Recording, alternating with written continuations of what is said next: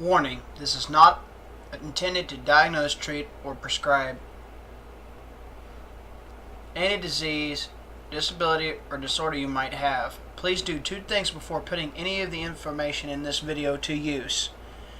As this is not medical advice, it is only pure information, and I'm never going to claim I'm a doctor or claim to prescribe anything, as I am not about I try to be as little about quackery as possible. 1. Consult your healthcare professional and make sure you get both their consent and willingness to work with you. If you don't, then never go any further past this warning. 2. For those who listen and acquire their healthcare professional's consent and willingness to work with you, get allergy and sensitivity tested for any and all of the foods, substances, supplements, or extracts I may refer to. If you don't heed these warnings, follow these two pieces of medical advice, I will not be responsible for any of your actions. You have been thoroughly warned, and you have been advised. Don't try this shit at home. Take care. On to the video. What's up, guys? West Sharp Boy Savage recording live. I'm at my aunt's house. I'm at her kitchen. I just wiped her stove off for her. I figured, why the fuck not? I'm using it. She let me use it.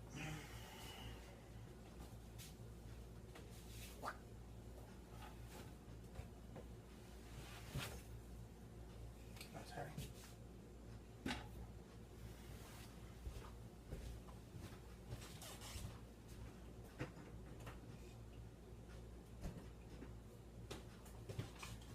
I'm going to teach you guys how to use this 11.6 ounces, or if you want to say it without saying lower the point and whatnot, and or say it like this: 11 6/10 ounces, sized Ricky.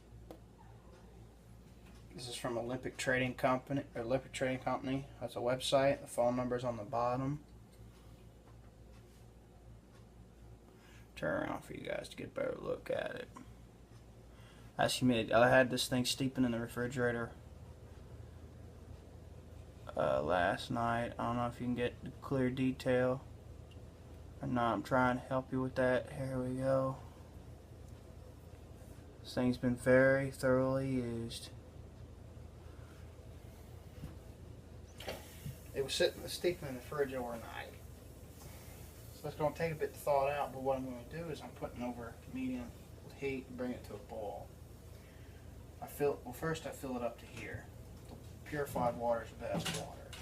I fill it up to here, folks, and what I do then is I get about 2 or 3 heaps of, ideally it's supposed to be medium roast, but I use Cafe Bustelo because I use this either dilute it down with hot water, or I use it as an espresso substitute for an espresso shot in the morning without the jitters, because apparently chlorogenic acid and phosphoric acid and other acids are naturally in this stuff get neutralized due to the zinc content of the brass, plus the slow boiling method of extracting all the polyphenols and other antioxidants that are cardioprotective and have possible effects on endothelial function and stuff like that come out of here.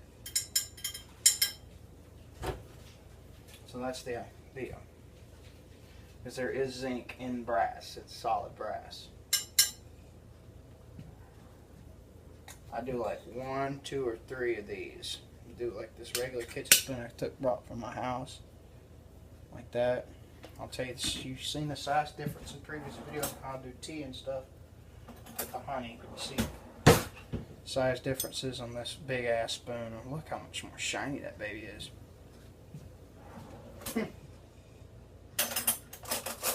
But either way, and this is the one other one I've used. You see the size difference. It's the type I've used. See?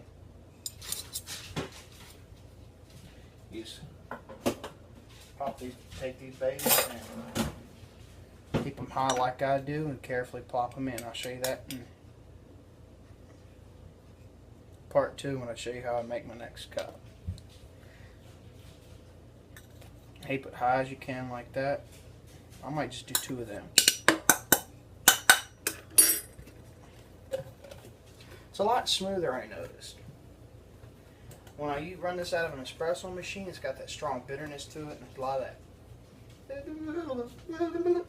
Dude, I thought I was going to have a heart attack. My heart was beating too. It was like, it's going. I was saying, Dad, I'm coming. Did the Fred Sanford bit, and Sapphire, as I was serious. I'm coming, Dad. Tears in my eyes, crying and shit. I can imagine myself in a coffin, people looking like, you know he died of a caffeine overdose, right? Yeah, nigga. I heard he's dying crying like a bitch. I could just imagine that now. But anyways, despite my bad experience the first time trying an espresso machine, this is an espresso substitute for me when I use Cafe Bustelo, but I still use the Greek style cooking method. The Greeks, Turks, and Arabs have this kind of coffee brewing method in common. And using a proper blend of medium roast coffee grounds. I think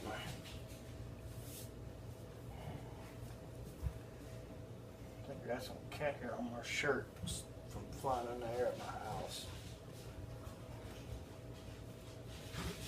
As this heats up. Now that's another way of extracting more of the flavors, steeping the actual coffee while keeping it in the refrigerator. I don't have any more propane on my sideburn in the grill. So look at that. See, look. That's just. Look at that. That's just from steeping it, and that's coming to a heat. It's coming up. That's heating it. That's just heating it up. That's the color. That's just steeping it in the refrigerator and then starting on cook. Just heating it and thawing it out. It's starting to get noticeably warm. Starting to get warmer. You see the humidity sweating off the metal. It's on my finger there. But that's just steeping it in the fridge to keep it overnight, and then bringing it to a heat and thawing it out. It still has that color, so it's going to be really strong in this case. So there's another trick for you using modern refrigerator technology.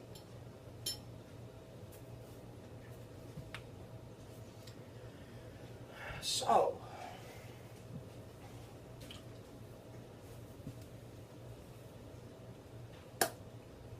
Well, why do I drink Greek style coffee? Well, I gave you a couple of reasons. The phosphoric acid, which is one of the downsides of coffee, actually might get neutralized through this extracting method. Due to it reacting with brass, and it releases trace amounts of hydrogen into the air as it becomes zinc phosphate salts. So that neutralizes the acidity of that aspect. So.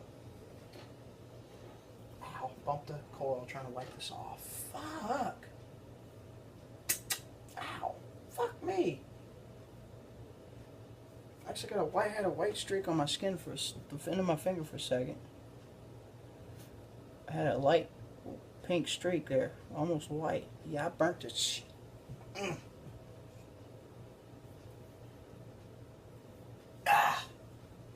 Stings like fuck, man.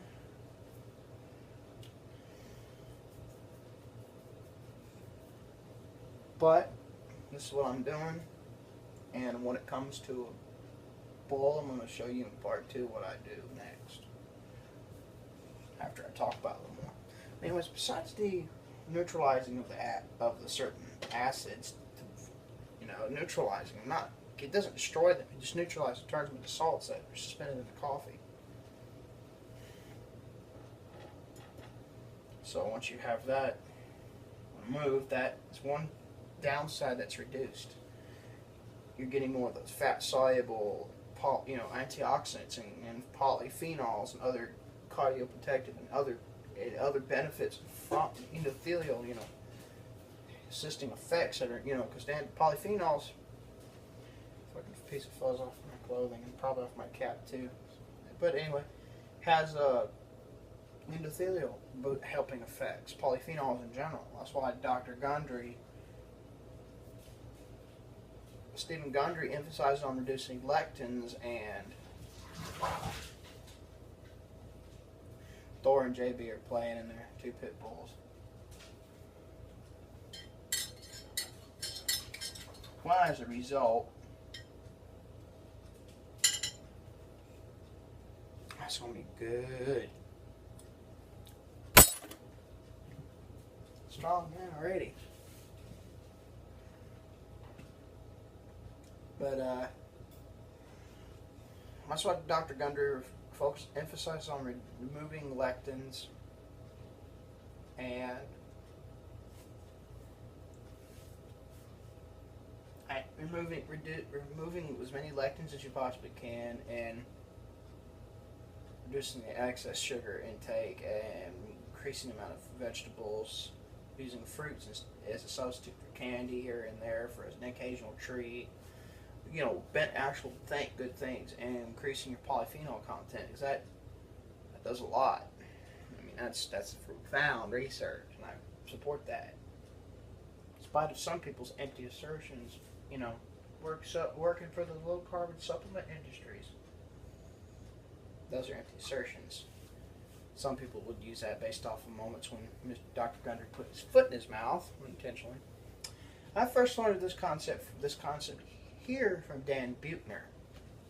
This is what them centenarians and Hikari Greece drink on a daily. So that's where I first learned about it. And I started thinking about what's the chemistry to it. What makes this different? So I bought myself this as a Christmas present to myself. It's very easy to wash. It's very easy to maintain. You take that handle off. It screws on. It has metal threading inside to screw it on. The threading, the male end here, the female end, threading end that's inside here. This very end of the wooden piece. So you just screw it on, screw it off, and then you take it to go wash. You know, take it off, unscrew it, remove it. And it's very easy to put in the dishwasher, although ideally I would wash it by hand myself. But yeah, it's the slow boiling method that you're going to see in part 2, as well as the zinc and other mineral content that's in the brass used to forge this actual pot. These methods together are what make this coffee a little bit better. That neutralizes some of those acids.